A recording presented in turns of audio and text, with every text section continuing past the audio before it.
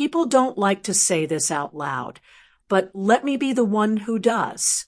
Sometimes the man you trust with your daughter is the same man who hurts her when nobody is watching. I learned that truth the moment I saw her body collapsed at my front door like somebody had folded her fear into her bones. My suitcase hit the porch before I even realized I'd dropped it. One shoe was still on her foot. The other was turned sideways, as if the shoe had tried to run even when she couldn't. My name is Ruby Ellison, and before I tell you anything else, understand this. My daughter is the only reason I survived the next 10 minutes without losing my mind. I went to my knees so fast my palms scraped the concrete.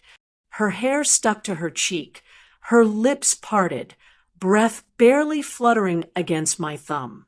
A bruise had bloomed along her jaw, quiet but telling. I touched her shoulder and felt the kind of cold that does not belong on living skin. My voice broke as I whispered, "Baby, open your eyes for me." Her head twitched. That was all. The lock behind her clicked, slow, careless. The door opened, spilling warm hallway light across her body. And then he stepped out. Sebastian filled the doorway like he owned the night. Press shirt, neat hair, cologne too sharp for a man whose wife was unconscious at his feet. He didn't ask what happened. He didn't kneel. He didn't reach. He just looked at her like she was an inconvenience he hoped I'd clean up. She got worked up, he said, his voice soft, trained, practiced. I disciplined her. She'll be fine. Disciplined. That word hit my chest like a fist. My hand slipped into my bag, pulled out my phone. My fingers trembled, but my voice didn't. I gave dispatch the address, the condition, the urgency. Send an ambulance, I said, right now.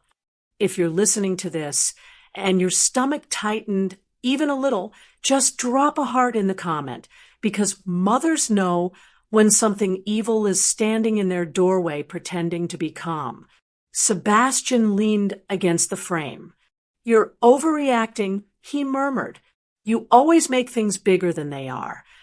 His tone wasn't angry. It was worse, gentle, like he was soothing a child who didn't know better. Across the street, Miss Gloria's blinds shifted. Her face appeared for 1 second, eyes wide, mouth tight, fear living in her silence. When she dropped the blinds again, the snap echoed across the yard. She'd seen this before. That sound told me everything she couldn't say. The siren reached us before the lights did, long, rising, urgent. The red glow washed across my daughter's skin as the ambulance pulled up. 2 paramedics jumped out. The younger one crouched beside her, letting his bag drop at his feet. "Ma'am, I got her," he said quietly. I shifted just enough to give him room, but my hand stayed on her ankle. I needed to feel she was still warm. He checked her pulse, her pupils, the bruising, the way her breathing hitched too shallow. I watched the lines of his face harden with each detail. "How long has she been like this?" he asked. "I just walked up," I said. "I found her like this." Behind us, Sebastian finally stepped outside, folding his arms in a clean gesture meant to look concerned. "She passes out," he said smoothly. "She does this, gets emotional." The paramedic looked up, really looked. Something inside him changed. The steady professional expression slipped, replaced by a flash of recognition, then dread. His breath left him like someone punched his memories awake. "You the husband?" he asked. Sebastian smiled, that soft, perfect lie of a smile. "Yes, I'm her husband, Sebastian Hartwell." The paramedic's jaw tightened. His eyes went sharp, and his hands hesitated on my daughter's shoulder, like he needed a second to steady something inside himself. Then he whispered, barely audible, only meant for me, "Not again." And he shut his mouth so fast it looked like fear. I stared at him, heart pounding, and he stared back, eyes wide, before whispering, "Ma'am, I can't say more out here." By the time we reached the hospital, my daughter's breathing had steadied, but the heaviness in her body hadn't lifted. They rolled her through double doors, the stretcher wheels rattling against tile, and I followed close enough to feel the draft of every turn they made. Sebastian walked behind me, hands in his pockets, posture loose and unconcerned, like the night was nothing but an inconvenience on his schedule. Inside, the fluorescent lights washed every face pale, but the nurses stiffened when they saw him. I noticed it immediately, the way one shifted her eyes toward the floor, another angled her body away, and a third pretended to be studying her clipboard. Fear doesn't always scream. Sometimes it moves quietly, avoiding gaze and confrontation. And they avoided him like they'd learned better.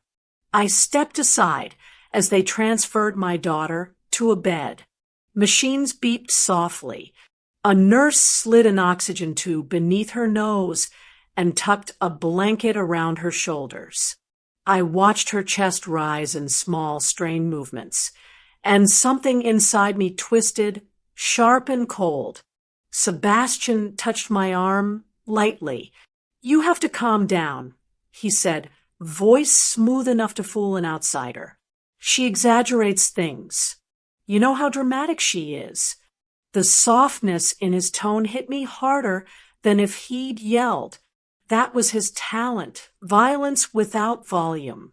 He shaped a lie and spoke it tenderly, as if the performance mattered more than the truth bleeding under my daughter's skin. "Don't touch me," I said, quiet but steady. His hand froze midair. Before he let it fall, smile thinning just a fraction. That smile told me I'd stepped outside the role. He liked women to play. One of the nurses glanced over at him again. Quick, nervous, before she turned her back fully, pretending to adjust in for that didn't need adjusting. I filed that look away. Fear leaves clues. My phone buzzed, a vibration sharp enough to startle me. I slipped into the hallway before answering. "Hello." A whisper met my ear. "Miss Ruby, it's Gloria from across the street." Her voice shook. "I saw her on the porch tonight. This isn't the first time." Air tightened in my lungs. "Gloria, what do you mean?" I kept my voice low, steady enough not to draw attention. She swallowed audibly. "He's dangerous.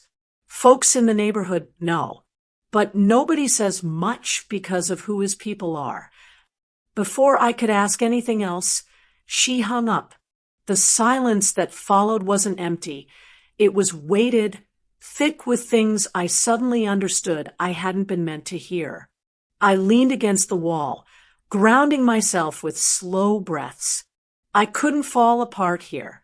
My daughter needed a mother with eyes wide open, not trembling hands. I straightened and walked back inside. Sebastian was sitting now, legs crossed, scrolling his phone like he was waiting for a reservation to be called. He didn't even look up when I entered. That, more than anything, told me the kind of man I was dealing with. A man who hurt and felt nothing. A man who expected the world to bend around his cruelty. A nurse approached me. Older, tired eyes, soft steps. She placed a gentle hand on my forearm and spoke without looking directly at him. "She's stable for now?" she whispered. "We're running tests." Her gaze flicked toward the hallway, making sure he wasn't listening closely. I nodded. Thank you. She squeezed my arm. Once quickly, a silent warning passed between us, fragile but unmistakable. You're not alone, she murmured. And you're not the first mother to come in because of him. My breath caught, sharp as glass. The room tilted, just slightly, but I steadied myself, gripping the edge of the chair. The nurse stepped back, her expression folding into neutrality as she turned away, leaving me with a truth I wasn't prepared to hold. Not the first, not even close. And my daughter had almost become another quiet story someone was too afraid to tell. Her words echoed again, low and final, as Sebastian's shadow stretched across the floor toward me. Sleep never came. The hospital chair dug into my spine, the air conditioning hummed too loud, and every sound from the hallway made my shoulders tense. I sat beside my child, watching the slow rise and fall of her chest, counting each breath like it was the last rope tying her to me.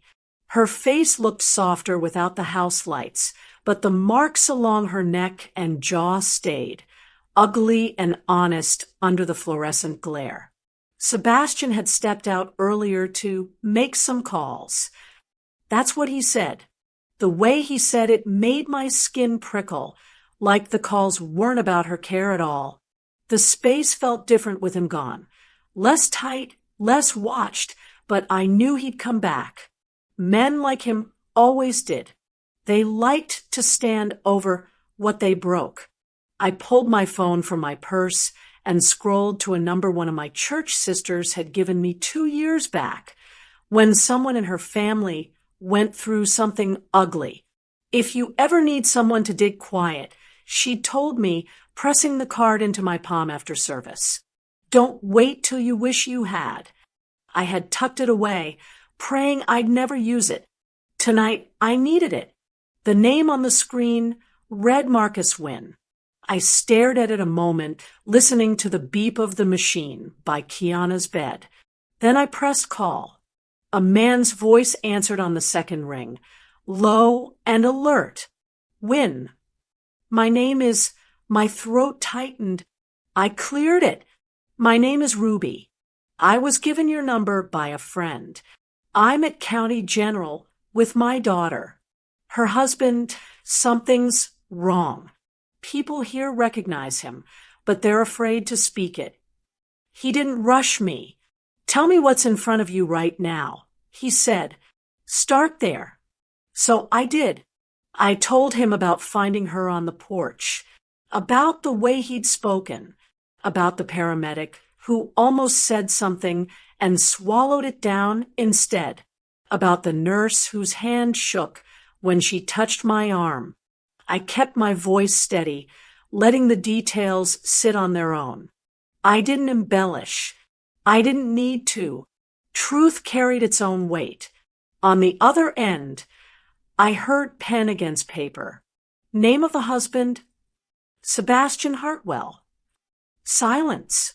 Then a short breath, as if he'd expected something close to that.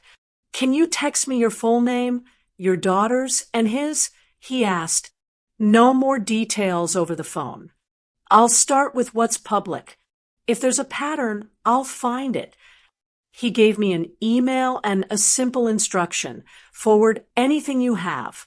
I'll be in touch when I've got something real. Might not be pretty.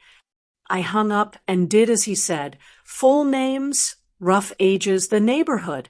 My hands shook, but not from fear this time. From intention. I wasn't just sitting in pain anymore. I was moving inside it. The door eased open minutes later. Sebastian slipped back in, the mask already on his face, eyes soft, mouth curved in a practiced worry. Any change? He asked, stepping to the opposite side of the bed, like we were in this together. No, I said. He brushed a strand of hair from Kiana's forehead, careful not to touch the bruised side. She gets overwhelmed, he murmured for the nurse standing near the door to to overhear. Sensitive heart. Always has been. I try to keep things calm for her. The nurse, a young woman with tired edges under her eyes, gave a tight nod but didn't smile. Her gaze moved from his hand to his face, then away, as if looking at him too long cost something. A small sound broke from the bed. Kiana's fingers twitched against the sheet. I leaned in, heart climbing into my throat. Her eyelids fluttered, then opened a sliver. Her gaze drifted, unfocused, before finding mine. "Baby," I whispered. "I'm here." Her lips parted. No sound came at first, just a soft exhale. I bent closer, breathing in the faint scent of her hair, the antiseptic, the fear. "Don't." Her voice scraped the air, thin and raw. "Don't let him take me." Every word dragged against her throat like it hurt. A tear slipped from the corner of her eye, cutting a clean line down the side of her face. My chest tightened, so hard I had to remind my lungs to work. "I won't," I said. "I heard you."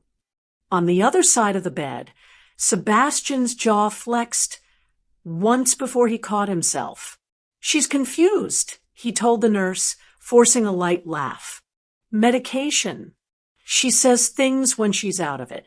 Doesn't mean anything." But the nurse's eyes met mine over my daughter's body, and what passed between us didn't need language. She had heard the plea. She believed it. They adjusted Kiana's drip. The drugs pulled her back under, her fingers going limp again. I stayed where I was, one hand on her blanket, the other wrapped around my phone like a promise. It buzzed just as Sebastian stepped into the hallway to take another one of his smooth-voiced calls. A number I didn't recognize flashed across the screen. "This is Ruby," I answered softly. "Miss Ellison, it's Wynne." His voice was different now, heavier. "I've done a quick pull on your son-in-law. Clean on the surface. But once I started digging behind the name, things shifted. Papers rustled on his end. Ma'am, he's been divorced twice." Both settled in silence. By morning, the hospital room smelled like stale coffee and old fear. I hadn't left my daughter's side, just shifted in that same hard chair, listening to the steady rhythm of her heart monitor. The world outside moved forward, shift changes, breakfast trays, murmured conversations in the hallway, but my world sat in this narrow bed, and the bruises blooming beneath fluorescent light. My phone lay face down on my lap. At 8:12 a.m., it buzzed once, the sound small but sharp. I flipped it over and saw Wynne's name. "Got something. You free to talk for 5. I glanced at Kiana. Her breathing stayed, even eyes closed, wrapped in whatever sleep the medication gave her. I stepped into the hallway, closing the door softly until it latched with a dull click. "I'm here," I said when I answered. He didn't waste time. "I ran him deeper last night. Your son-in-law." The divorces were the first layer. The pattern around them is worse. Papers slid in the background, his voice steady but edged. There were multiple calls to law enforcement over the years. Officers sent out to check on things. Reports opened, then suddenly gone. "Gone how?" I asked. "Marked as resolved, no follow-through. No charges," he said. Same story in 2 different cities. Noise complaints, someone yelling, neighbors calling about a woman crying, that kind of thing. Then nothing. Like the problem vanished overnight. He paused. They didn't vanish. The paper trail did. I pictured those houses. Doors closed, curtains drawn, somebody swallowing screams because a last name weighed more than their life. Addresses shifted every time something got hot. He continued. He and his wife would move. New house, new neighborhood, same pattern. The first ex-wife relocated out of state after the divorce. Clean break. No forwarding information on regular records. I had to lean on some back channels just to know what city she landed in. And the other one? I asked, already bracing myself. Last known address was a condo complex across town. He said, then nothing. She stopped showing up anywhere she used to. Work, gym, social stuff. Mail forwarded to a P.O. box. No new lease in her name. No new utilities. That's usually not a good sign. The hallway felt narrower, like the walls had taken one step closer. A nurse pushed a cart past me, nodding politely. Her eyes flicked to my hand, gripping the phone, then away. His parents' name comes up a lot. When added, payments, settlements, quiet agreements. Whenever things got close to official, money stepped in. Of course it did. People like them didn't raise a son who believed in consequences. They raised one who believed in arrangements. I moved back toward the doorway and glanced inside the room. Sebastian stood at the foot of the bed now, one hand resting lightly on the metal frame. His posture relaxed. He said something low to a nurse, and whatever it was made her body stiffen for half a second before she smoothed her face over. The smile she gave him didn't touch her eyes. He laughed at something he'd just said. Soft, warm, a man with no worries in the world. His hand brushed his tie, his shoulders easy, as if my daughter hooked up to machines was just an unfortunate delay in his schedule. When he turned, he caught me watching. Everything all right, he called, his voice carrying just enough concern to sound rehearsed. He took a few steps toward me, close enough that I could see the flecks of gold in his eyes, close enough that his cologne wrapped around me. He didn't touch me. He didn't need to. His presence leaned. That was its own kind of hand. I'm talking to someone, I said, my tone flat. He smiled like we were sharing a private joke. You're tired? He murmured. Hospital nights will do that. Try not to let your imagination run away with you. His gaze lingered on me for a moment too long, then slid back into the room as if he had confirmed something he already suspected. I stepped farther down the hall, putting a wall between us. He's starting to push, I told Wynne quietly, just with his body. Standing close, staring too long. He thinks I'll bend. Men like that always think the room belongs to them. Wynne replied, You were right to call me. You're not wrong about him, Miss Ellison. The pattern backs you up. There was a rustle of another page. I pulled officers' logs on one of the older incidents. Took some digging, but it's there, faint. A domestic disturbance at a townhouse he rented before he married your daughter. Screaming reported. Female voice. Officers responded. My heartbeat picked up, each thud deliberate, and the report was closed. He paused, but one name stayed on it. That part never got scrubbed. I pressed my shoulder to the cool wall, letting it hold me for a second. Whose name? The responding paramedic, he said, same one from your porch last night. And guess who responded to one of those calls years ago? Your paramedic. The room was dim except for the lamp above Kiana's bed. Afternoon, light slid around the edges of the blinds, trying to break in. I pulled my chair closer, the legs scraping softly against the floor, and watched her eyelids twitch against dreams I couldn't enter. Her fingers moved next, curling slowly like she was trying to grab something only she could see. Kiana, I said, my voice low, "Baby, I'm right here." Her eyes opened in small, careful inches.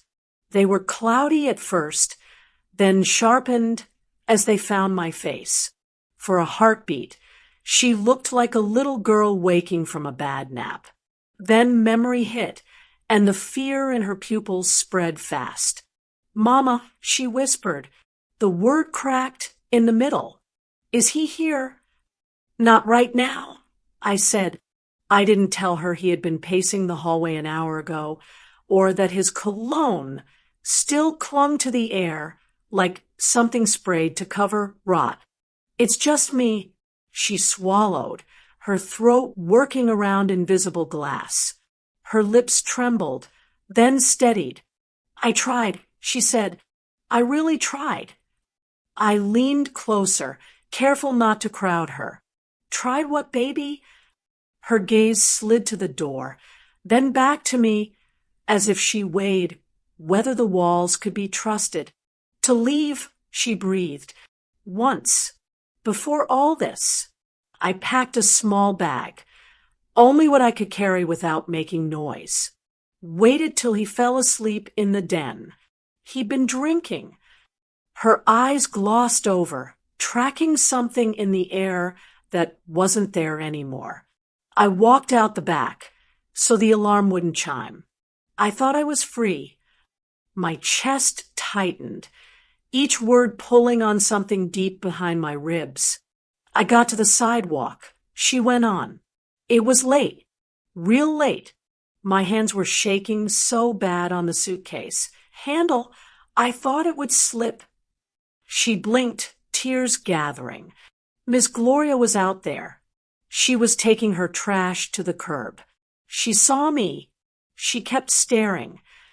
I saw it then, the moment from Gloria's side. The neighbor standing in her slippers, holding a trash bag, watching my daughter with a suitcase and hope tangled in her fingers. I didn't even make it to the end of the block. Kiana whispered. His parents pulled up in that big black car, the one they use for church and dinners. His mother rolled the window down, all calm. She paused, breathing hard, like each sentence cost her air. She said, "Get in, baby. You don't want folks seeing you like this. Think of his career. Think of your image." My jaw clenched. "What did you do?" Her eyes filled and spilled over, tears slipping down toward her ears. "I got in," she said, shame-colored every syllable. His father didn't say much, just drove slow like they were picking me up from a movie. She talked the whole way, told me marriages are private, that if I left, people would think I was unstable, that she'd seen women ruin good men with stories. Her fingers knotted in the blanket. She promised they'd talk to him if I stopped acting out and came back. "And when you went back?" My voice shook despite my efforts. "He was waiting," she said. He didn't shout. He just smiled that little smile and said he was glad I'd gotten my temper under control. A tiny shiver ran through her. After his parents left, he took my suitcase and dumped it out on the floor piece by piece. Said every item I packed was proof I wanted to embarrass him. I had to apologize for making them come out that late. I had to make it sound like I was the problem. The machine by her bed clicked a soft rhythm in the pause that followed. I could feel my pulse pressing in my temples. "And after that night," she added, voice barely there, "he started saying nobody would believe me anyway, that people respect his family, that if I ever tried to run again, they'd say I was unstable. Sometimes he'd stand over me while I slept, not touching, just looking, waiting for me to wake up and see him. A cold line traced my spine. The image of him standing in a dark room, watching my child breathe, settled deep in my mind like a stain. "You're not crazy," I said, each word slow and deliberate. "You're not unstable. You're not dramatic. You're my daughter, and what he did to you is real." Her face crumpled.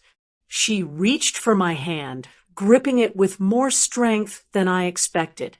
"Don't let them send me back," she begged. "Don't let them make this look small."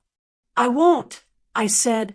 I meant it from a place so deep it felt older than both of us. "I see him now. I see all of them." The door hinge gave a soft, traitorous creak. The sound tugged both our heads toward it. Sebastian stepped inside, suit jacket off, tie loosened, expression arranged into patient concern. His eyes moved from our joined hands to Kiana's wet cheeks, then to me. He offered that smooth, practiced half-smile. "Good," he said lightly, as if he'd walked in on nothing more than a minor scare. "She's awake." He looked past me toward the nurse's station. "Go ahead and discharge her," he called out, voice warm and steady. "She's coming home." By late afternoon, the walls of that hospital room felt too close.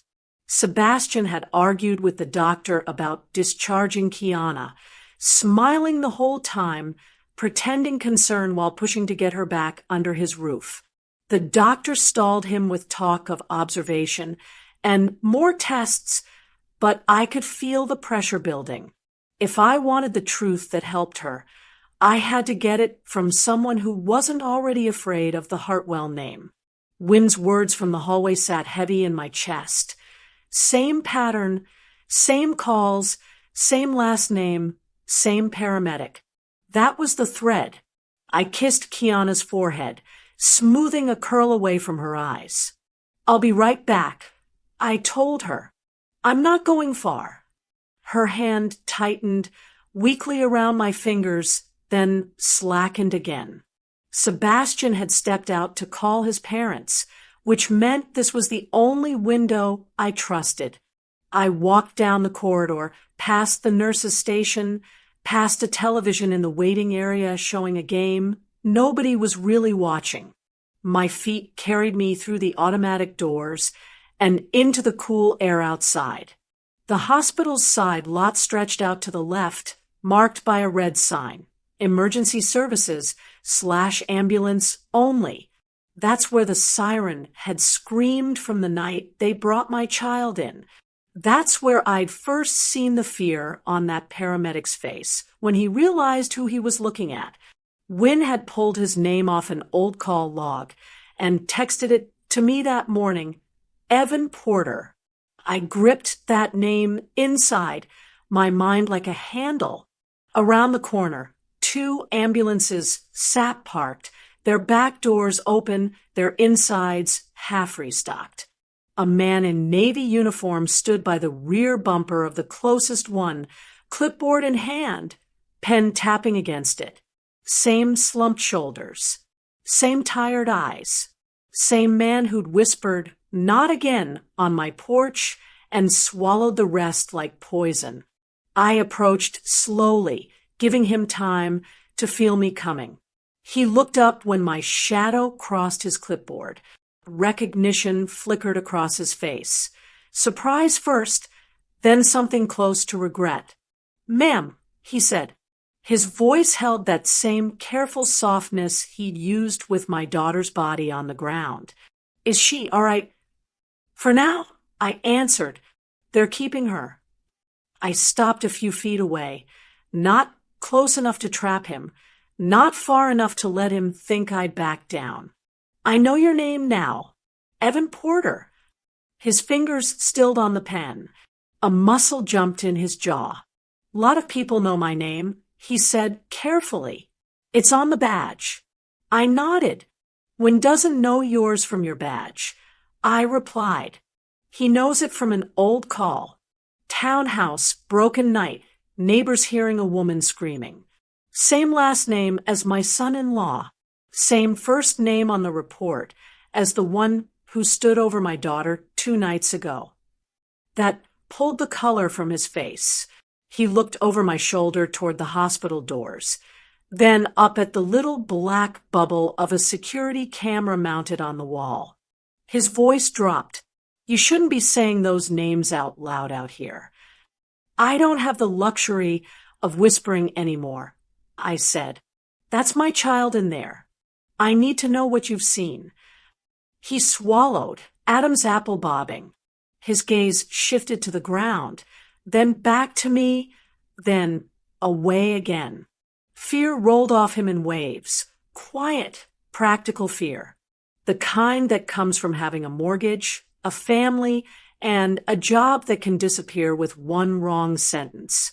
I remember the call. He admitted finally. Not all of it. Enough. His hand tightened around the clipboard until the plastic creaked. She was hurt, scared in ways I still hear when it's quiet. Did she say his name? I asked. My voice tried to shake. I didn't let it. The man who did it. He hesitated, eyes tracking that camera again. Hartwell, he said finally. Same as your daughter's chart. Same kind of house. Same kind of bruises. He cleared his throat. We took her in. I did my job. Wrote everything I saw. And then I prompted. That's where it gets fuzzy, he said. Not because I forgot. Because when I went back to look for my report a few weeks later, it was gone. Like I'd never written it. Like she'd never called. He let out a humorless breath. But I know what I put down. I know what I saw. Wind moved through the open bay, carrying the faint smell of disinfectant and gasoline. Somewhere behind us, an intercom crackled a code I didn't understand. Life kept happening while people like my daughter and that other woman lay under it. You said something on my porch the night you picked her up. I reminded him. You started to. Anyway, he shut his eyes briefly, then opened them, meeting mine fully for the first time. I've seen what he does, he said quietly, and I saw how his family covers it. His voice thickened around the last word. Donations, meetings, phone calls above my pay grade, reports that don't exist anymore, folks who stop talking once they hear the last name. My hands curled into fists at my sides, nails biting my palms. So that's it, I asked. Everyone just pretends. He shook his head once, a tiny, exhausted motion. I'm not pretending, he said. I'm standing right here telling you what I can without losing the only thing feeding my kids. He stepped closer, just enough that I could see the lines carved by sleepless nights around his eyes. Ma'am, he walks away every time. Don't fight alone. Family court didn't smell like justice. It smelled like old paper, recycled air, and too much perfume trying to cover nerves. I sat at the narrow wooden table, palms flat against the smooth surface, eyes fixed on the door where the judge would enter. Beside me, the county-appointed attorney shuffled our thin stack of evidence. Across the aisle, Sebastian sat surrounded by leather briefcases and confidence. They had come in a line, the Hartwells. Reginald first, tall and composed in a dark suit that probably cost more than my first car. Vivian next, pearls at her throat, expression set in a practiced sympathy that never reached her eyes. Sebastian between them. The favored son, tie perfectly centered, expression relaxed like this was a meeting about zoning, not about the bruises on my daughter's body. Their attorneys, plural, not singular, took their seats with the calm of people who never worried about hourly rates. One leaned over to the other, whispering, their mouths twisting in something close to a smirk before smoothing again. They didn't look at me. People like that rarely look at mothers until they have to. The clerk called the case. Ellison versus Hartwell. My daughter wasn't in the room. The doctor said the stress would set her back, and I'd agreed. She told us what she could through trembling lips and hospital air. Her words lived in the statements on our table now. The judge entered, gray at the temples, robe hanging heavy, eyes already tired. We stood, sat, and then it began. My attorney spoke first, voice steady. He laid out what we had: medical photographs taken at intake, notes from the ER, the brief statement from one brave nurse, the paramedic's bare bones report, with just enough honesty left in it to show concern. There was no recording of what Evan had confessed outside by the ambulance bay. He hadn't been ready to put that part on paper yet. I didn't push him. I was grateful for the slivers he'd given me at all. The attorney slid the documents forward page by page. The pattern of injury is consistent with repeated harm, he said. The victim expressed fear of her husband. Multiple staff members observed tension and intimidation. We are requesting a protective order and an investigation into... Sebastian's lead lawyer rose smoothly, interrupting with a polite cough. Your Honor, he began, voice polished with years of charity galas and fundraisers. While we respect Mrs. Ellison's concern as a mother, we must also respect the integrity of the system. He gestured toward our table without looking at me. What we have here are emotional interpretations, not facts. My client is a respected member of this community. His family has supported hospitals, schools, and outreach programs for decades. Vivian lowered her eyes modestly at that, as if philanthropy could wash blood from anyone's hands. The lawyer continued. Accidents happen. Stress happens. Marital disagreements happen. But there is no clear, direct evidence tying Mr. Hartwell to intentional harm. No eyewitnesses. No video. No prior convictions. Only a deeply distressed mother, understandably upset, trying to make sense of a difficult moment. He said, distressed like it was an illness. The judge flipped through the file, his fingers moving too fast for a man weighing a life. His eyes moved, but I couldn't tell if they saw. Does the alleged victim have a statement beyond this? He asked. She's still under medical care. My attorney replied. Her statement was taken while she was stable. She explicitly said she did not feel safe returning home. Under the influence of medication, the other attorney cut in, and in a fragile emotional state, hardly reliable for a definitive conclusion. Heat rose up my neck, but I didn't speak. I watched Sebastian instead. He sat so still it was almost theatrical. When the judge looked his way, he leaned forward just enough, hands folded, expression earnest. Your Honor, he said politely, I love my wife. We've had challenges. Who hasn't? But I would never hurt her. This hurts me too. His voice shook at the end, just enough to sound human. I thought of Kiana's whisper, don't let him take me. The judge sighed, a long, weary sound. The standard here is clear, he said. We need more than suspicion and inference. We need firm, corroborated evidence of deliberate harm. He shuffled the papers back into a tidy stack, closing the file as if closing a door. At this time, the court finds insufficient grounds to grant the requested protective order or escalate this into a formal charge.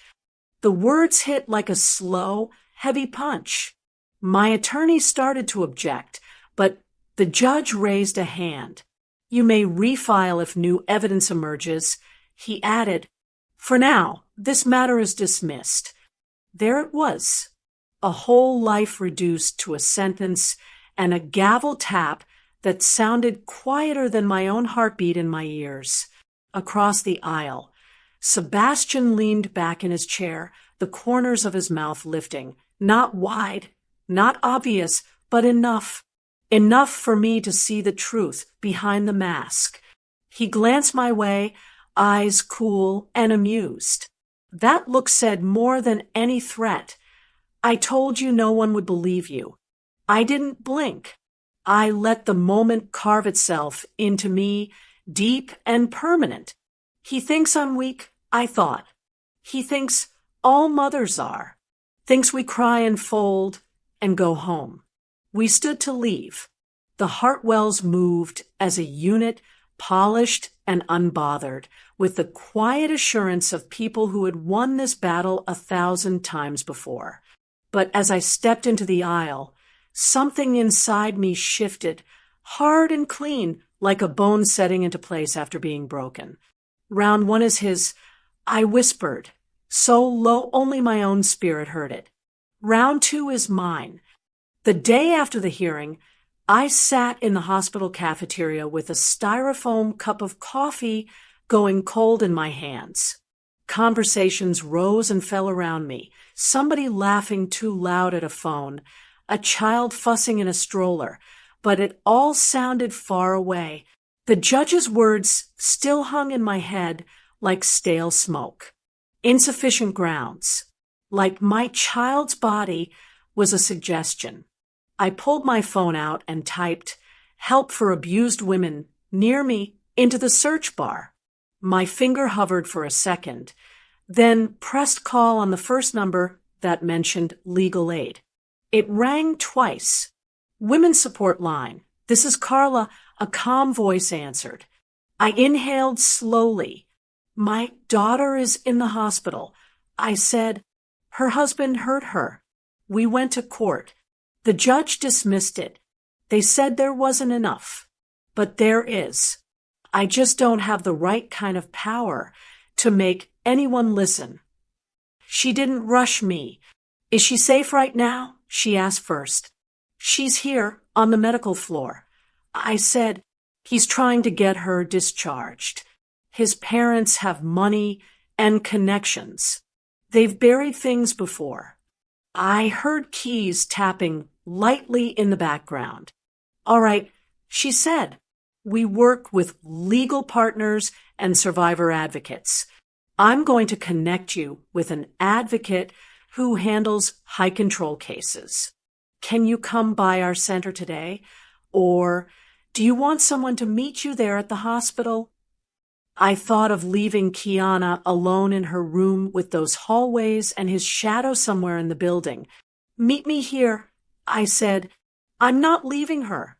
She took down my name, my daughter's, the hospital, the floor. "We'll send someone," she promised. "You don't have to go through this alone." When I hung up, the coffee had cooled to a skin on top. I threw it away and rode the elevator back up, feeling the shift in myself.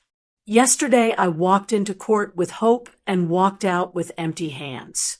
Today, I was calling people who had learned how to fight men like him for a living.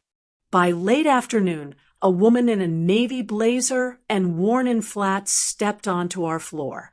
She introduced herself as Denise, a survivor advocate, and showed me her badge from the local women's center. "I'm here for you," she said, soft but firm. "And for her." She nodded toward Kiana's door. We also looped in a legal network we partner with. One of them forwarded your daughter's intake notes to a staffer in a congresswoman's office who sits on a health committee. Those medical inconsistencies. She gave a small shake of her head. They got somebody's attention. It was the first time in days I felt something shift that didn't come from inside me. We sat with Kiana for a while. Denise spoke gently, explaining what a protective order could look like, what safety planning meant, what resources existed that didn't cost a dime. When Kiana grew tired, she turned her face toward the wall and listened with her eyes closed, but her hand stayed in mine. That was enough. Not 2 hours later, I got the invitation. Vivian's voice reached me through the phone, smooth as satin. "Ruby, dear," she said, like we were talking about a bake sale. "Reginald and I were hoping we could sit down. All this conflict, it isn't good for anyone, especially not our Kiana. Our Kiana." They suggested a quiet restaurant near the hospital, one of those places with white tablecloths and glass doors. Denise offered to come sit in the corner, but I told her I'd be fine. "Just don't turn your phone off," she said. "And if anything feels off, you walk out. You don't owe them politeness." They were already seated when I arrived. Reginald rose halfway, extending a hand. I let it hang between us. Vivian smiled, small and practiced. "Ruby," she said, "you must be exhausted. We wanted to talk mother to mother. No lawyers, no courtrooms, just family." A waiter poured water. I didn't touch it. Vivian leaned in slightly. "We're all worried about her," she went on. "These accusations, the stress, the public records, they follow people, especially women." She sighed delicately. "We don't want her to be seen as unstable or vindictive. People talk. You understand." "I understand that she's afraid to go home," I said. Reginald cleared his throat, his tone fatherly. "Marriage is hard work," he said. "Our son has been under tremendous pressure with his career. Emotions run high. Words get thrown. But going after him legally, it's not good for anyone. These things belong inside the family." Vivian slid a slim envelope across the table with 2 manicured fingers. "We're prepared to help," she said. "Cover her medical costs, assist with counseling, even help you with your own expenses while you support her. In return, we all let this settle. No more filings. No more noise. She can rest. He can recover his good name." Her smile never faltered, but her eyes hardened at the edges. "We care about her well-being. Ruby, truly." I looked at the envelope, then at the hands that pushed it. "You want to buy my silence," I said. It wasn't a question. They both murmured protests. No, that's not what this is," but their eyes told the truth. Money had erased women before. They expected it to work again. I pushed the envelope back, slow and neat. "No," I said.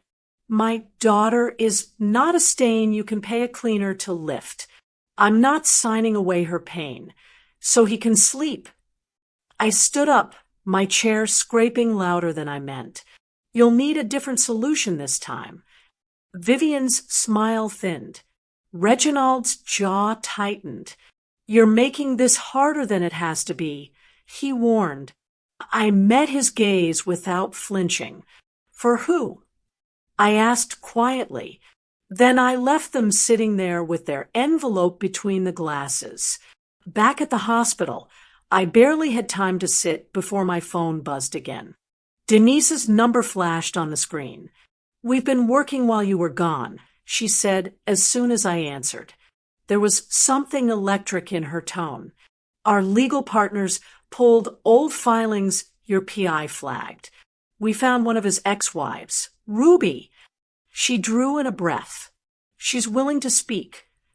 The next morning, the hallway outside Kiana's room felt different.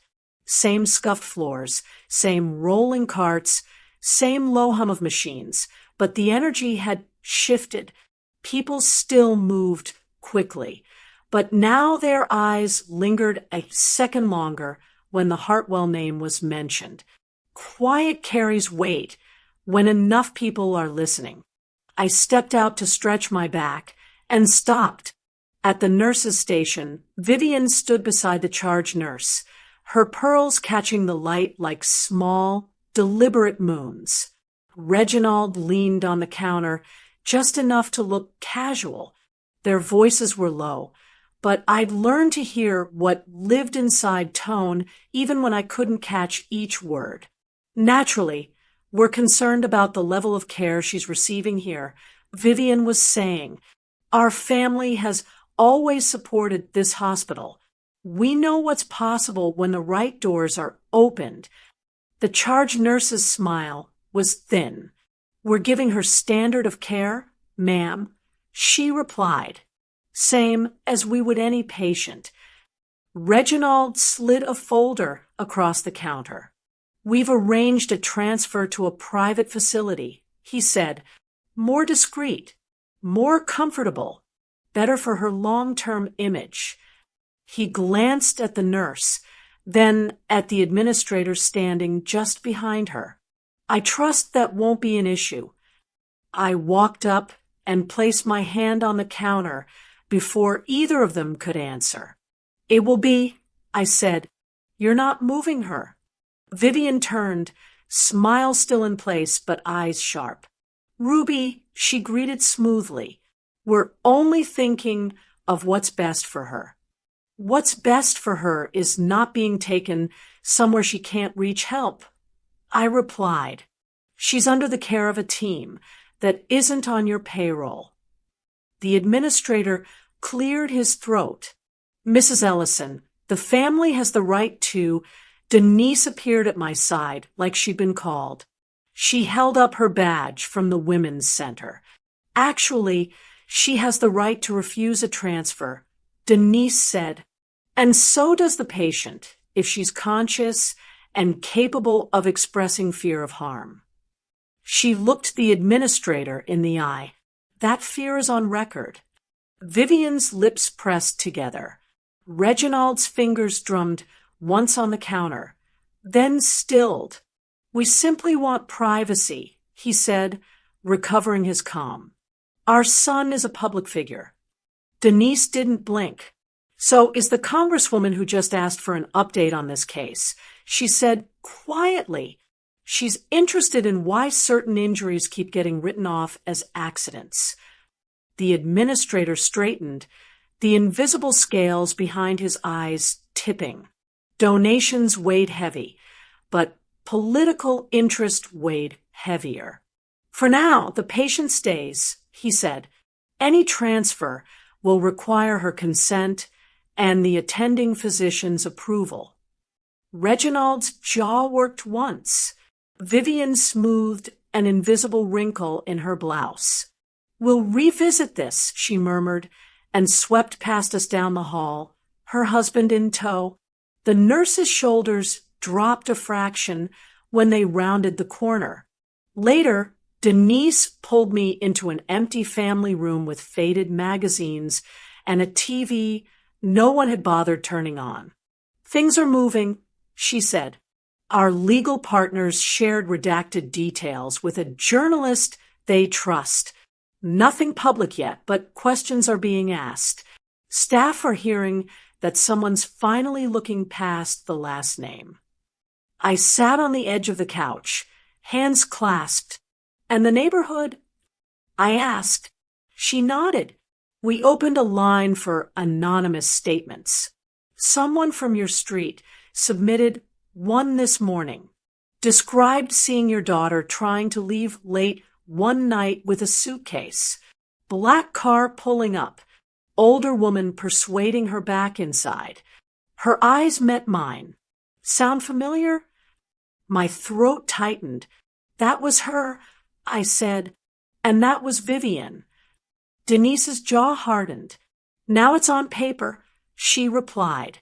Even if they never show their faces, people are done pretending. Back in Kiana's room, things looked the same. Monitors, wires, 2 white sheets, but I noticed tiny changes in how the staff moved.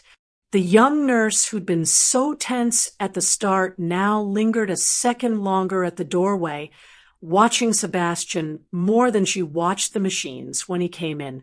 He still tried to charm them. Easy smiles, soft jokes. But the laughter he got in return was lighter, more polite than warm. People were no longer fully buying what he was selling. He spent less time at her bedside now, and more time on his phone, pacing near the window, voice low and controlled. I watched his reflection in the glass rather than his back, how his shoulders squared when someone told him no, how his hand tightened around the device before he forced it to relax. Cracks don't always show up in sound. Sometimes they're in small movements you only catch if you're looking. Late in the evening, while Sebastian was downstairs handling calls with his parents, a different nurse came on shift. I'd seen her before, medium height, locks pulled into a knot, eyes that missed nothing. She checked Kiana's chart, adjusted the 4, then turned to me. "Mrs. Ellison?" she asked. "Yes." She hesitated, glancing at the door to make sure it was closed. Then she reached into her pocket and pulled out a folded printout. "One of the advocates dropped this off for you," she said. "Said to give it when you were alone." I took the paper, fingers suddenly clumsy. The sheet crinkled as I unfolded it. A grainy color photo stared back at me. A woman, maybe early 30s, with tired eyes and a small scar near her lip. She wasn't smiling, but something in her face looked familiar. That mix of beauty and damage, of someone who'd survived more than she could say. Beneath the image, in neat black type, was a name I didn't recognize. Alicia Durant. My heart kicked once. Hard. I looked up at the nurse. "Who is she?" The nurse sighed softly. "They thought she disappeared," she said. "She didn't." Her voice dropped. "She's alive." They arranged the meeting in a small room at the Women's Center, not far from the hospital. No windows facing the street, just one high frosted pane that let in light without letting anyone look in. The walls were a soft beige, the kind of neutral that tries to calm people who've seen too much. A box of tissues sat in the middle of the table, like they already knew what kind of conversations happened here. Denise walked in first with another woman at her side.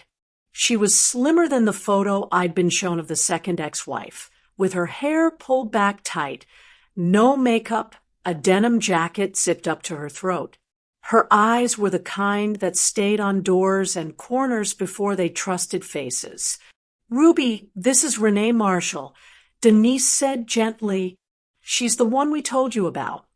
Renee didn't offer a hand. She sat down slowly, across from me, her fingers laced together on the table. A faint bruised shadow ran along one wrist, old, fading, but still there. "Thank you for coming," I said. My voice wanted to tremble. I didn't let it. She studied my face like she was trying to confirm something for herself. "You're the current one's mother," she said. It wasn't unkind, just tired. "I am," I answered. "Her name is Kiana." Renee's jaw tightened. "He always picked women with light in them," she murmured. Made it easier to blame them when things went dark. For a moment, none of us spoke. The clock on the wall ticked too loud. Denise pulled a chair into the corner, far enough back to give us space, close enough to be a witness. "You're safe here," she reminded Renee quietly. "Say as much or as little as you want." Renee nodded once, then looked back at me. "The first time he threatened me was over a glass," she said. "Just a stupid glass. I broke it while washing dishes. He stood in the doorway, smiling, and said, 'You know, my mother thinks you're clumsy. Don't give her reasons.'" She exhaled, short. I laughed it off. Thought it was a joke. It wasn't. Her fingers unclasped, palms flattening against the table, like she needed something solid. It started with little things, telling me what to wear when we went out, correcting how I told stories in front of his friends. If I said something he didn't like, I'd feel his hand press into the small of my back, just a little too hard under the table. A reminder. I pictured Vivian's polite smile, the way she slid that envelope across the restaurant table. Control in silk gloves. The first medical incident happened after one of those dinners. Renee continued. He didn't like that I mentioned money being tight when we first got married. Said I made him sound like he couldn't provide. When we got home, he didn't yell. He just stepped close and said, "You're going to learn when to shut up." The next thing I knew, I was on the floor looking up at the ceiling fan. She swallowed. He told I slipped on the stairs. My chest tightened. Did you tell them otherwise? Her mouth twisted in something that wasn't quite a smile. His parents were already there. She said, they met us at the hospital before I was even checked in. His mother straightened my hair and told me to focus on healing, not drama. His father spoke to the doctor alone. By the time anyone asked me what happened, I was tired and confused. The story had already been written without me. She looked down at her hands. A thin white scar crossed one knuckle. After that, he didn't have to hit me often. Just had to lean in and say, "Remember the hospital?" And I'd fall in line.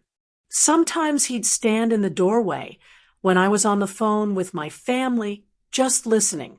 No words, just breathing. I stopped telling folks anything real. I thought of Kiana saying he stood over her while she slept. Different woman, same ghost. He used to sleep fine after, Renee went on. I didn't. His mother would call the next day and say things like, "Marriage requires sacrifice. Don't embarrass us over one bad night." If I mentioned leaving, she'd remind me how much their name meant in certain circles. "People will think you're unstable." She'd say, "You don't want that following you." She laughed once, rough. They made crazy sound like a dress they could slip over me whenever they needed. "How did you leave?" I asked. Her eyes went somewhere else for a second, then came back. Carefully, she said, "I pretended to accept it. Played the good wife for months. Saved money in cash, little by little. I went to a clinic out of town. After the last time, he hurt me bad enough to fracture a rib. The doctor there gave me the number of a women's lawyer. She told me to document everything I could." She reached down and lifted a worn canvas tote from beside her chair, setting it on the table. "So I did," she said. "Photos. Copies of the ER discharge papers. Police notes from one neighbor who dared to call once. Recordings of him when he forgot to be charming." Her fingers brushed the zipper. I thought if I brought all this to court, they'd finally see. "And did they?" I asked. Her eyes filled, but she blinked the tears back hard. "Somebody saw," she said. "Their lawyer, their banker, their fixer. I don't know who pulled which string. All I know is my lawyer called me one day and said there was an offer, money in exchange for silence, a non-disclosure agreement."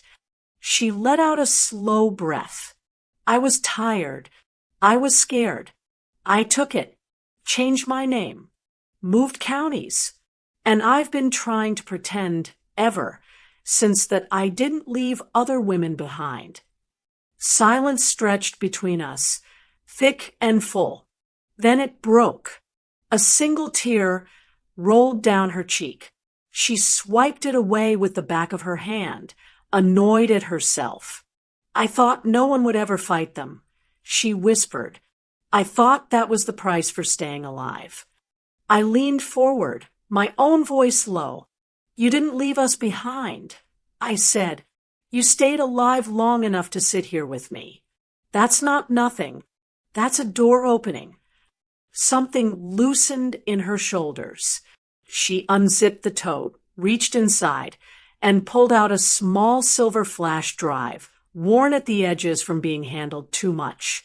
This, she said, setting it between us, is what they paid me to hide. The second woman he'd nearly destroyed didn't look up when I walked in. She sat at the far end of a small conference table inside the legal aid safe wing. Her shoulders curled inward like someone bracing for an impact that might still come. A white noise machine hummed in the corner, steady and low, a sound meant to protect whatever she had to say. Her name was Alicia Durant. She didn't resemble her photo entirely. Pictures don't capture the way someone scans a room before they speak, or how fear teaches the body to fold itself small. She gripped a paper cup with both hands, though the tea inside had gone cold. The DV attorney, Marla, gave her a slow nod. Denise sat beside me. I stayed quiet until Alicia finally lifted her eyes. I'm Ruby, I said softly. Kiana's mother. At my daughter's name, something fragile flickered across her face. So he did it again, she whispered. I prayed. I was the only one. I leaned forward just enough for her to see I wasn't here for performances. You survived him, I said.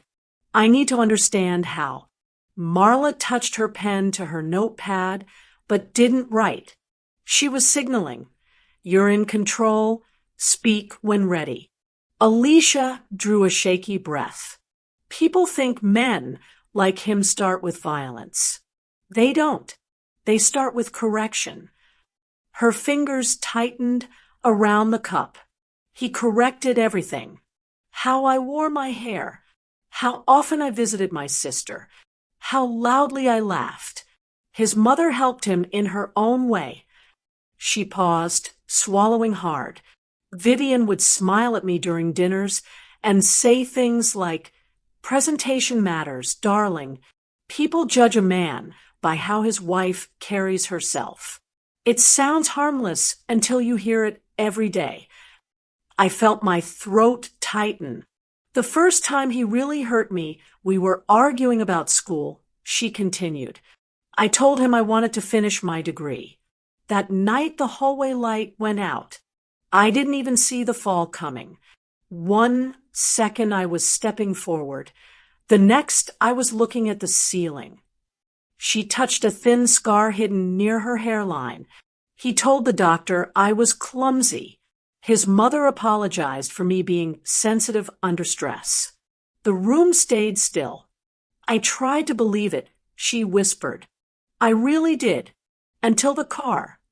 Denise shifted slightly, listening harder. The brakes were wrong, Alicia said. Too soft. I took it to a mechanic. He looked under the hood and went pale. He didn't want to say what he saw. Just told me to stop driving it. When I told Sebastian, he laughed, said the roads were dangerous, and maybe I shouldn't go out alone. Her voice cracked on alone. And his parents? I asked quietly. The fear in her response was immediate. They were worse. He was unpredictable, but they planned things. They'd show up with food after a bad night and say things like, let's not create something out of nothing. His father once reminded me which judges he golfed with. I didn't need the translation. A tear slipped down her cheek. She wiped it away quickly, embarrassed.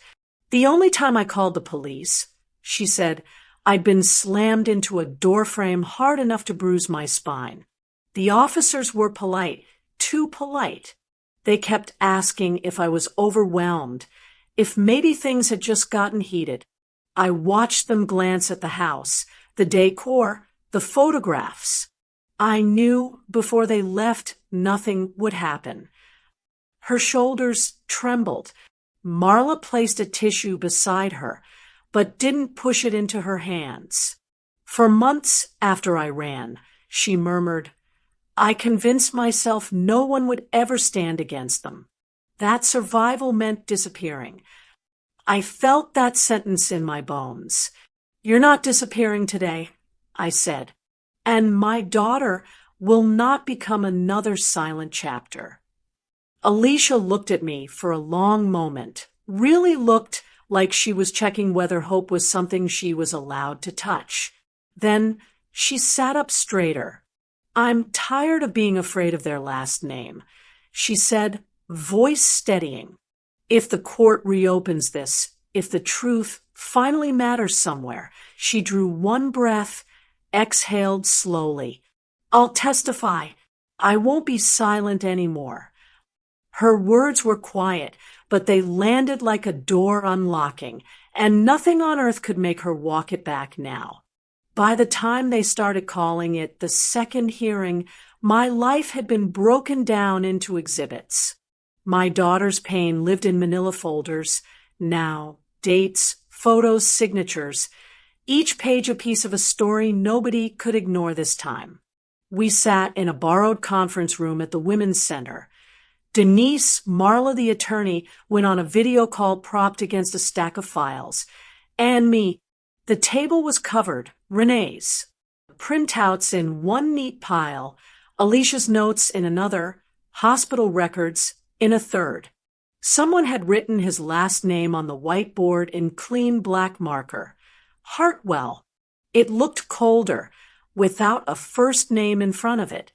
Marla tapped a pen against a legal pad. We build this like a spine, she said, eyes moving between us. Wynn's timeline first, then medical inconsistencies, then witnesses. We let the pattern speak before anybody raises their voice. On the screen, Wynn nodded. I've got welfare checks, dropped reports, and address changes lined up by year. He said, every time a neighbor called about noise or screaming, they moved within 6 months. I highlighted the gaps where the paper trail gets scrubbed. Judges may not care about one missing report. They care about 10. Denise slid a smaller folder toward me. This is from the hospital, she said. Official notes say fall, and syncope in places where the intake nurse wrote bruising inconsistent with reported accident. Those edits matter. I opened it and saw the handwriting, one version, neat and careful, then the typed summary that softened everything ugly. The way someone had gently erased the word force from my child's body. We also have the neighbor, Marla added, anonymous, but detailed enough to show this wasn't a one-time incident. Her statement matches what your daughter told you about trying to leave that night. Miss Gloria, I said quietly. It helped to call her by her real name, even if the court never did. Wynn cleared his throat through the speaker. And we have him, he said. The paramedic. Porter. I recorded a sworn statement last night. He can't testify to everything that vanished from the system, but he can say what he saw with his own eyes, both then and now. 2 women, same man, same type of injuries, same family stepping in. My chest tightened with something that felt close to gratitude and anger tangled together. And the women, I asked, Renee, Alicia, protected, Marla said. We've arranged secure transport, private waiting rooms, and escorts. They're scared, but they're coming. Denise reached for another folder, thinner, but heavy in a different way. We need to talk about these, she said, sliding it to me. Your daughter's phone. I opened it. Printed screenshots stared back, text bubbles in neat rows. Messages from Sebastian. You embarrassed me tonight. Don't make my parents think you're unstable. You know what happens when you push me. Another one, sent at 2:13 a.m., 2 weeks before she ended up on the porch. If you walk out again, I'll make sure no one believes a word that comes out of your mouth. My hand went cold around the edges of the paper. She deleted some. I said, I saw her do it once. Marla's eyes softened. She saved enough, she replied. These show control. Threats, not in the way he thinks, is obvious. But that's why they're powerful. Judges need to see the way he talks when he thinks he owns the truth. The plan formed slowly, piece by piece. Wynn would open with the pattern. Marla would walk through the medical trail. The ex-wives would speak. The paramedic would anchor it. The neighbor's statement would fill in the edges. My job was simpler and harder. Stay steady, support my daughter, and refuse every offer to sit down and be quiet. To do that, she had to stay alive and out of his reach. We can't keep her in that same room forever, Denise said later, when the others had stepped out. He knows where she is. His parents know. Their lawyers know. Too many eyes. The thought of moving Kiana made my stomach twist. The room had become a kind of fragile territory, a place where I knew which sounds belonged and which didn't. Where would she go? I asked. There's a partner clinic with a secure wing, she said. Different side of town. He won't know which floor. Staff trained for this kind of risk. We transfer her under a medical pretext and file an emergency protective motion. He'll feel the distance as a loss of control. That will make him louder.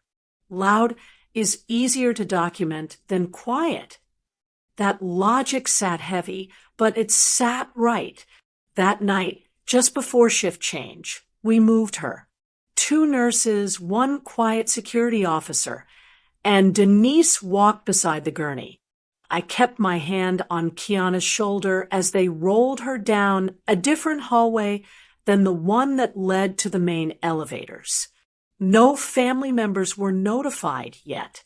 No calls placed. You're safe, I told her, even though she was half asleep. I'm not handing you back to him. Not now. Not ever. She murmured something I couldn't catch, but her fingers tightened around the blanket. By the time we reached the ambulance bay, the sky had gone the color of old bruises, purple fading toward gray. They loaded her into the back with practiced care. Denise climbed in, then looked back at me. Follow in your car, she said. Don't answer if his family calls. Let them feel the silence. I watched the doors close on my child, then walked back inside to sign papers that called this a specialist transfer. Words to shield a truth too dangerous to name out loud in forms. I was at the nurse's station, pen still in hand, when the elevator doors slid open with a sharp ding. Sebastian stepped out like a storm in a pressed shirt, jaw tight, eyes sharper than I'd ever seen them. He didn't look at me. He went straight to her room, his footsteps hitting the tile too hard. I turned just in time to see him shove the door open. The bed on the other side was neatly made. Empty. He came out of that empty room like a man who'd found a ghost instead of a wife. I watched him from the end of the hallway, his steps sharp and fast, his eyes wired wide. The careful charm he wore in court was gone. This was the raw thing underneath, moving too quickly for manners. Where is she? He demanded at the nurse's station, voice low but edged. Room 412 was my wife's room. It's empty. The nurse on duty kept her face neutral.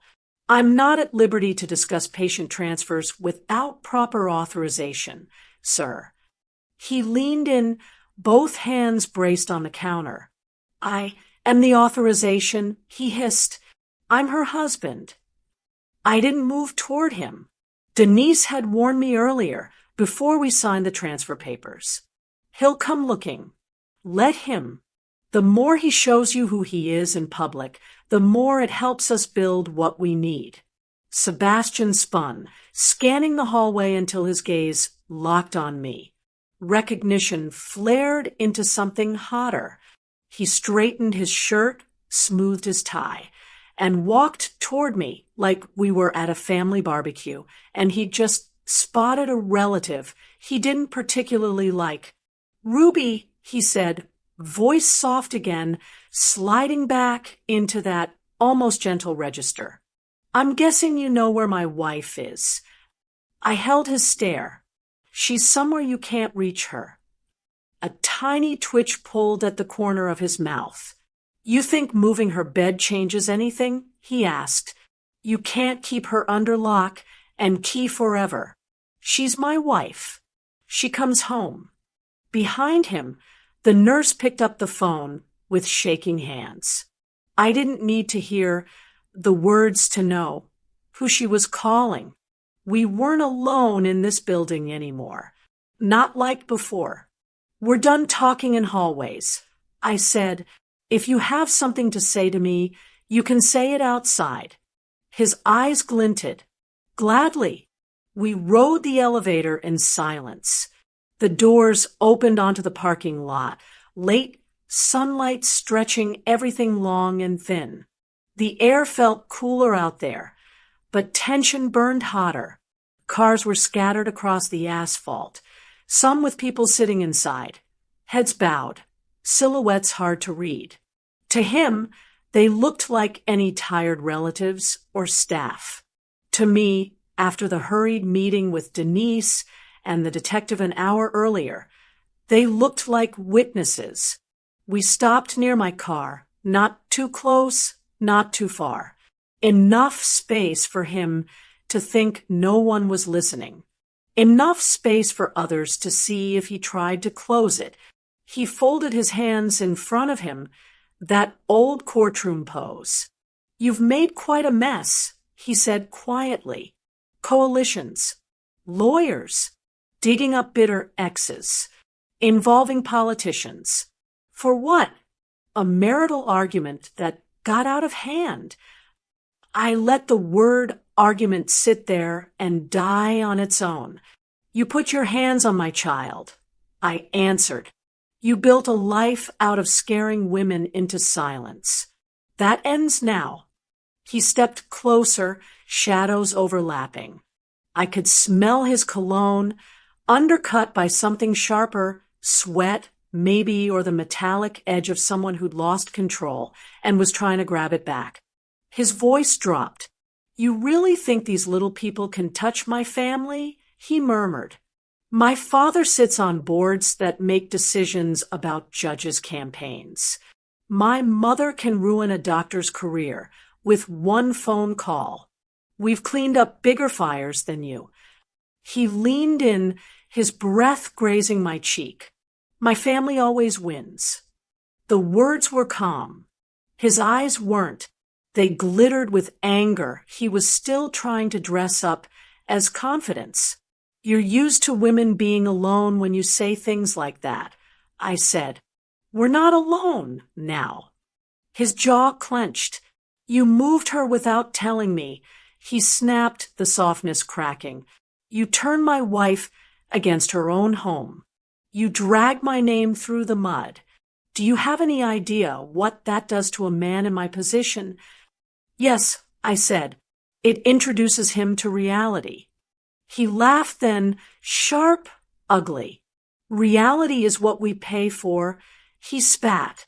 "You think your little coalition scares me? I can make sure you never see her again.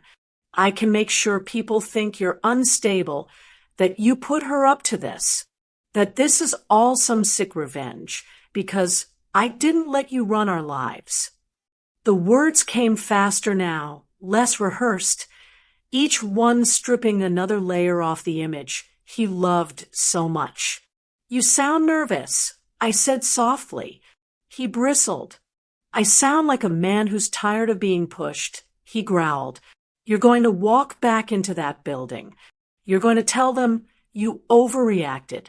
You're going to make sure this hearing disappears, or I will dedicate every dollar, every connection to making sure you regret ever standing in my way.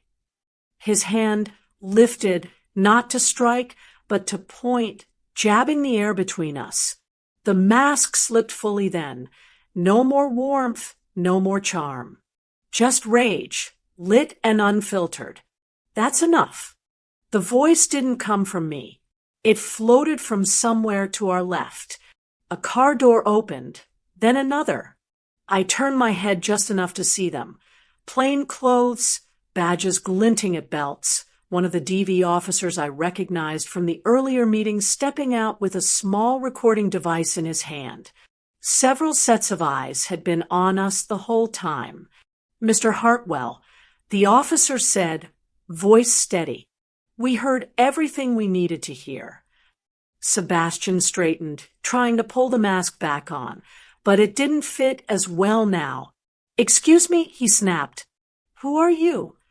The officer stepped closer, another flanking his side.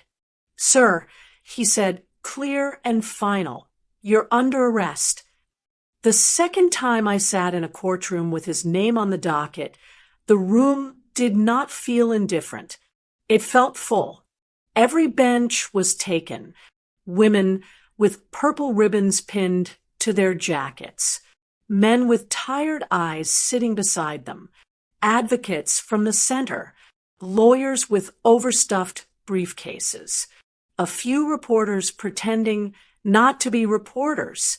The quiet hum before the judge walked and carried something different this time. Expectation instead of defeat. I sat at the front with Marla and Denise, my hands folded in my lap.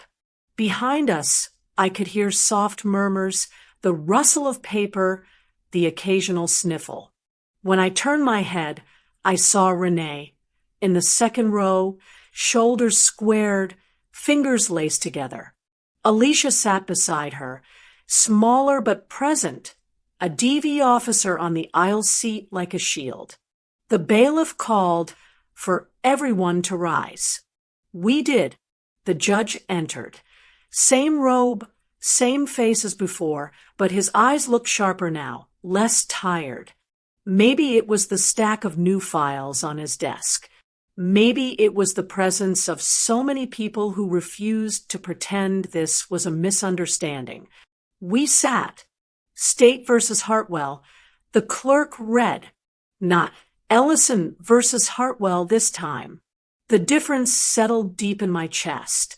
Sebastian was brought in through a side door, not strolling in beside his parents. He wore a suit again, but it didn't sit on him the same way. The arrogance was still there in the set of his jaw, but something in his posture had stiffened.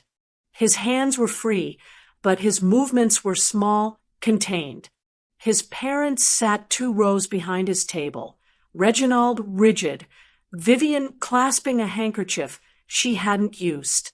The prosecutor rose first, laying out why we were here again. I didn't cling to every legal phrase. I watched faces, the judges, the jury pools, the Hartwells, the advocates. Then came the witnesses.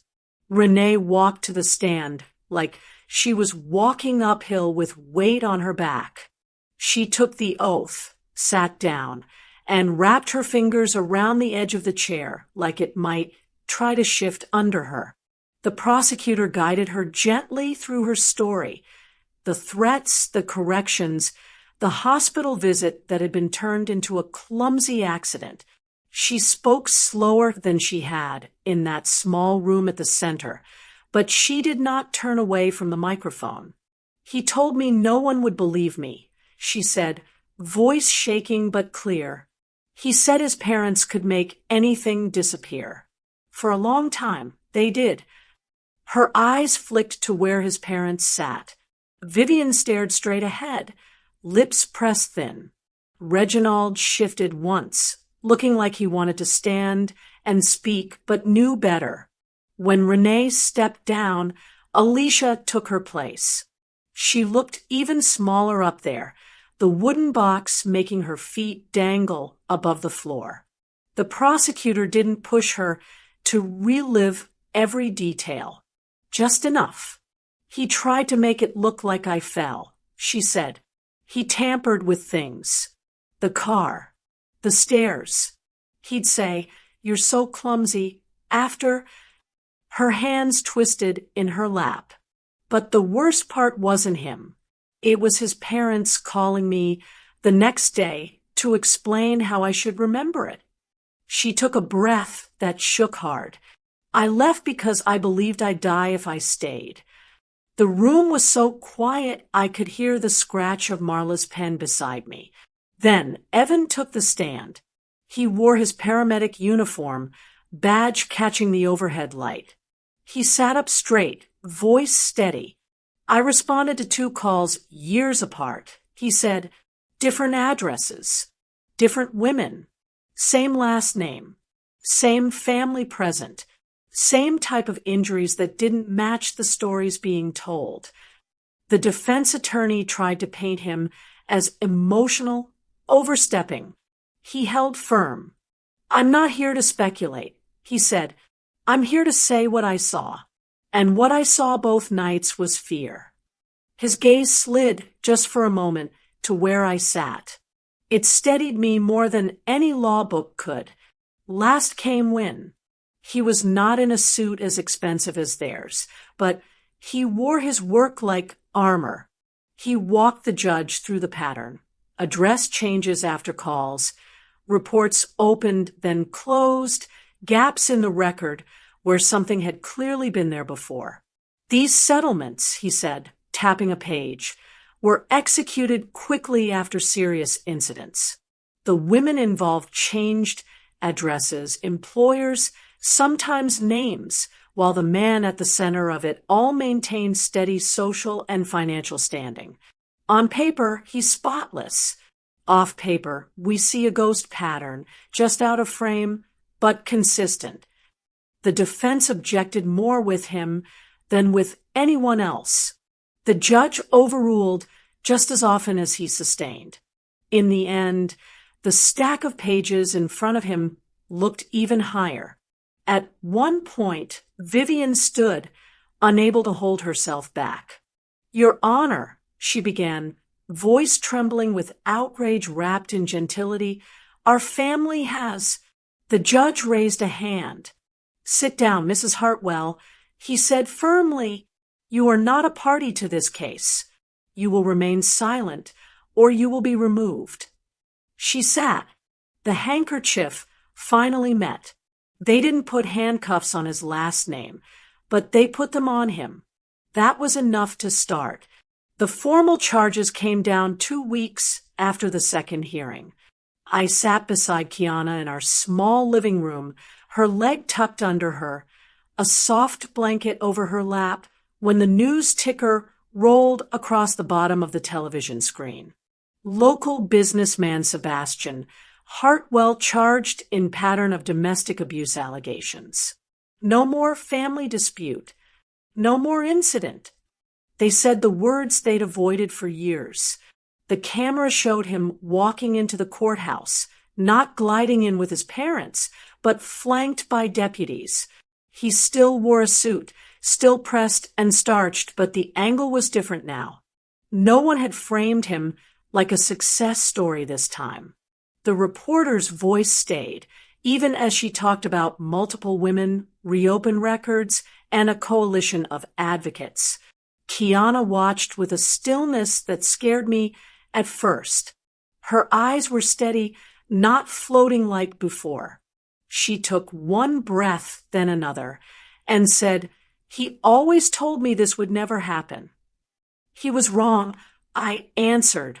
The fall of the Hartwells didn't come in one loud crash. It came in pieces. First, the hospital quietly removed their names from the donor wall. A temporary plaque showed up where there's once shown a neutral sign about restructuring acknowledgments. No public statement, just a small, quiet erasure. Then the local paper ran a Sunday feature about power, image, and hidden violence, mentioning anonymous board members under review for possible conflicts. A photo of Reginald at a ribbon-cutting ceremony sat beside a smaller picture of the courthouse steps, separated by a thin line of print. The message slid between the rows. Certain faces no longer meant safety. At church, where people once nodded a little too eagerly when the Hartwells walked in, heads dropped. Conversations stopped when their name came up. Someone had posted the article on the community bulletin board with a note in blue ink, "Believe women the first time." Donations stalled. Invitations slowed. The Congresswoman's office quietly requested documents from every organization the Hartwells had sponsored. Not one of those requests carried my name, but I felt each one like a soft knock on a long-locked door. Kiana started therapy in a small office above a pharmacy.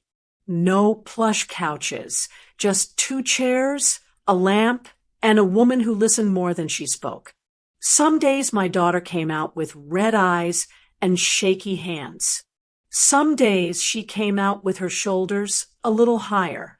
Healing moved like that, crooked, uneven, but forward. "I don't know who I am without him yet," she admitted to me one night, sitting at the kitchen table with a mug of tea between her palms. "But I'm starting to know who I don't have to be anymore." "That's a start," I said, and it was. I didn't attend every pretrial hearing. Some days, watching him breathe in the same room made rage claw too high in my throat. On those days, I stayed home and read updates and emails from Marla instead. The law moved slow, but for once it moved in a direction that didn't feel like spinning. One evening, after Kiana had gone to bed and the house settled into its familiar creaks, I pulled out the small silver flash drive Renee had slid across that table weeks ago. It had sat in my drawer like a living thing, humming with possibilities and pain I hadn't been ready to see. I turned on my old laptop at the kitchen counter. The glow lit up the chipped edges of the cabinets. The same kitchen where I'd packed school lunches and Sunday leftovers. Something about that felt right. Truth belonged in ordinary places, too. The drive clicked into place with a soft sound. Folders opened on the screen one by one, labeled in her careful, practical way. Photos, notes, audio, copies. In photos, I saw faces I would never meet in person. Renee with a swollen lip, eyes defiant even then. Alicia with a bruise near her collarbone, half covered by a cardigan. Another woman whose name I didn't know, sitting on a curb with police lights reflecting in her eyes. Every injury was a sentence they'd tried to bury. In copies, I found the real machinery. Scanned letters from attorneys using gentle language to describe ugly deals. Settlement agreements with paragraphs highlighted. A note in the margin, in Renee's handwriting. They told me this was the only way to make it stop. Then there were emails printed and photographed before they vanished from inboxes. One from a hospital administrator to a contact with the Hartwell surname. "We understand your concern about reputational harm." The language can be adjusted to emphasize accident over intent. Another from a golf buddy of Reginald's, promising to speak informally to a judge about a domestic misunderstanding blown out of proportion. The words blurred for a moment. I blinked until they settled back into focus. In audio, short clips played in my kitchen like ghosts. Not long tirades. He was too smart for that. Just small moments. His voice, smooth and cold. You know, they'll never believe you over me. Vivian's softer tone layered on top. Don't damage our family's work because you can't manage your emotions.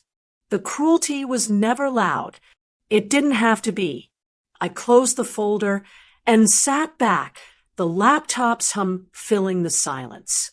They had stretched their power across years, across bodies, across courtrooms. They had used money to sand down truth into something polite and forgettable. But all along, women like Renee and Alicia had been quietly collecting the pieces they refused to let disappear. I thought of the day I found my child on the porch, her shoe turned sideways, her breath almost too light to feel.